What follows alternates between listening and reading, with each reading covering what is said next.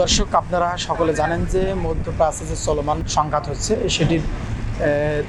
সেটির প্রভাব কিন্তু বাংলাদেশে যে সংকট, যে জ্বালানি তেল রয়েছে সেই জ্বালানি তেলের উপরে যে একটি সংকটের যে একটি সম্ভাবনা ছিল, সেটি কিন্তু বাংলাদেশ সরকার নির্ধারিত তারা যে বিষয়টি বলছেন যে বাংলাদেশে এখন পর্যন্ত জ্বালানি তেলের তেমন কোনো সংকট নেই। কিন্তু তারপরেও আমি আজ কিন্তু দাঁড়িয়েছি রংপুরের যে পীরগঞ্জ উপজেলা রয়েছে, সেই পীরগঞ্জ উপজেলার যে AKM ফিলিং স্টেশন রয়েছে, আমি সেখানে দাঁড়িয়েছি।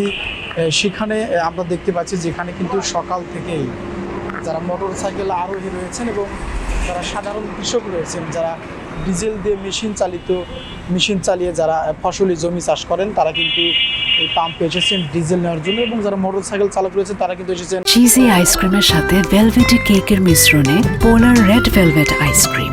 মন ভালো থাক। পেট্রোল নেওয়ার জন্য তাদের যে বক্তব্য, তারা সকাল থেকে বিভিন্ন যে তেলের পাম্পগুলো রয়েছে সেগুলোতে তারা ঘুরেছেন, কিন্তু কোথাও তেল পাননি। যদি আমি একটু আপনাকে জানিয়ে রাখি যে পীরগঞ্জ উপজেলায় AKM ফিলিং স্টেশন সহ কিন্তু 10 থেকে 15টি তেলের পাম্প রয়েছে। সবগুলো তেলের পাম্পই কিন্তু বন্ধ।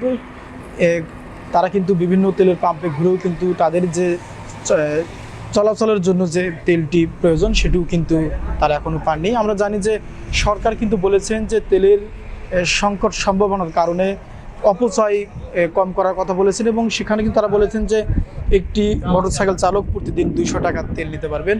কিন্তু আমরা দেখছি যে পীরগঞ্জের যে ফিলিং স্টেশনগুলো রয়েছে সেগুলোতে কিন্তু যারা মোটরসাইকেল আরও রয়েছেন তারা কিন্তু একইবারই তেল পাচ্ছেন না। তাদের যেটা দাবি সেটা হচ্ছে যে তারা বলছেন যে বাংলাদেশে তেলের সংকট না থাকলেও পীরগঞ্জের যে পাম্পগুলো রয়েছে সেগুলোতে কিন্তু তেলের সংকট রয়েছে। তারা বলছেন যে এটি একটি কৃত্রিম যে সিন্ডিকেট সেটি হতে পারে, যার কারণে এই পীরগঞ্জ উপজেলায় যে তেলের পাম্পগুলো রয়েছেন সেগুলোতে তেলের পাম্পগুলো একেবারে বন্ধ হয়ে যাওয়ার পথে।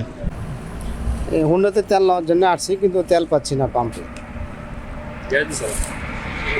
জমিনে তেল নেওয়ার জন্য আসছে, জমিনের তেলও পাচ্ছি না। আর এক পাম্পে গেছিলাম, ও পাম্পে কোনো তেল পাইনি। আমি সকাল থেকে 3টা পাম্পে করছি, একটা পাম্পেও তেল পাইনি। সকালবেলা থেকে এখন পর্যন্ত প্রায় 20টা পাম্পে গেছি, কিন্তু কোনো পাম্পে তেল দিচ্ছে না। কিছু কিছু পাম্পে বাস গাড়িতে তেল দিচ্ছে, কিন্তু আমাদেরকে তেল দিচ্ছে না। 5 লিটার পর্যন্ত আমাদেরকে তেল দেয়নি। এই জন্য অনেক জায়গায় অনেক সময় দেখা যায় আধা ঘন্টা বা 1 ঘন্টা সিরিয়ালে দাঁড়াই থেকেও তেল পাই। সমস্যার মধ্যে পড়ছি তেল না পাওয়ার কারণে কোনো দিক দিয়ে মানে তেল ছাড়া কি আর গাড়ি চলবে? তেল ছাড়া তো কোনো দিকে যাইতে পারবো না টিপ নিয়ে। কারণ আসতেছি, দেখি যদি কোনো জায়গায় তেল পাই তাহলে হবে, না হয় গাড়ি রাইখা যে কোনো ভাবে বাড়ি চলে যাইতে হবে। তেল যখন ব্যবস্থা হবে তখন গাড়ি নিয়ে যেতে হবে, তেল ছাড়া তো আর গাড়ি চলবে না। দর্শক, আপনারা যেমনটা শুনলেন, তারা বলছেন যে আসলে কৃত্রিম যে সিন্ডিকেট রয়েছেন সেটির কারণেই কিন্তু যে জ্বালানি তেল সেটির কিন্তু সংকট হতে পারে, এমনটি কিন্তু দাবি করছেন তারা। এবং তারা বলছেন যে যদি প্রশাসনের সঠিক হস্তক্ষেপ এই পাম্পগুলোতে হয় তাহলেই তারা জ্বালানি তেলের যে সংকট সেটি কিন্তু নির্মূল হওয়ার সম্ভাবনা রয়েছে। এ ছিল রংপুরের পীরগঞ্জ থেকে আমার কাছে সর্বশেষ।